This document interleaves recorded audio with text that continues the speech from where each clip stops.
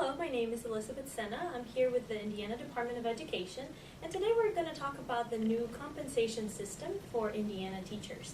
The first thing I want to let you know is that some things have changed.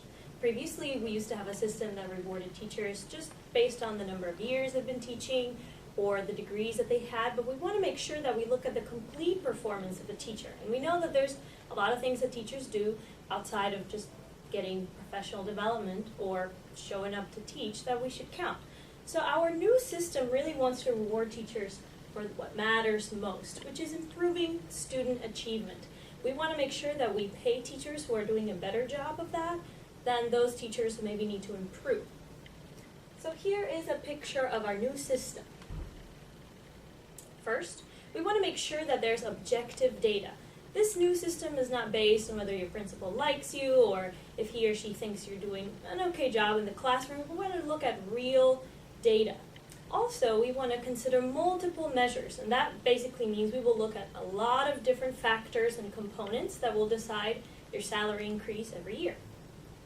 The first thing that we are going to require districts to include in their compensation plans is teachers' evaluation ratings. As you may know, we have a new evaluation system that will be rating teachers on a host of different factors like student observations, how students are doing on their standardized test scores or other measures. We don't want to make this the only thing that counts. We also want to have other factors that will be used to determine your salary increase. For example, we will continue to count years of experience in the courses that you've taken or your graduate degrees, because we believe that continued learning helps teachers to improve their teaching practice. Also, we want to make sure that we look at instructional leadership roles. For example, some teachers really work hard at being part of their grade level teams, or they may lead curricular efforts to improve alignment of their lessons with the new Common Core standards. And normally those things just go unnoticed unless you have a particular stipend of being department head or grade level team leader.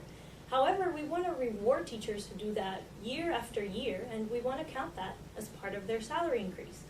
Also, we want to look at what teachers are doing in response to specific academic needs that their students may have. For example, if you're a teacher who works in a difficult, low-performing school, we want to make sure that we reward you and compensate you more for the additional effort that you might be doing.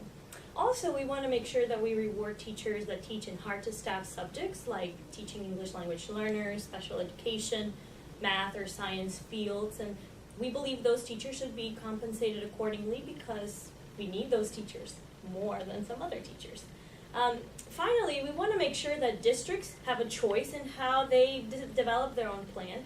So we're letting local unions and local district superintendents decide how they're going to weigh all these different factors. The only requirement that we have is that the experience and education factor only count for about 30% of the total compensation calculation. We want to make sure that districts are not just defaulting to the normal thing they used to do year after year, but that they really consider these other factors and look at hard data about the performance of the teachers when determining how much they're going to pay their teachers.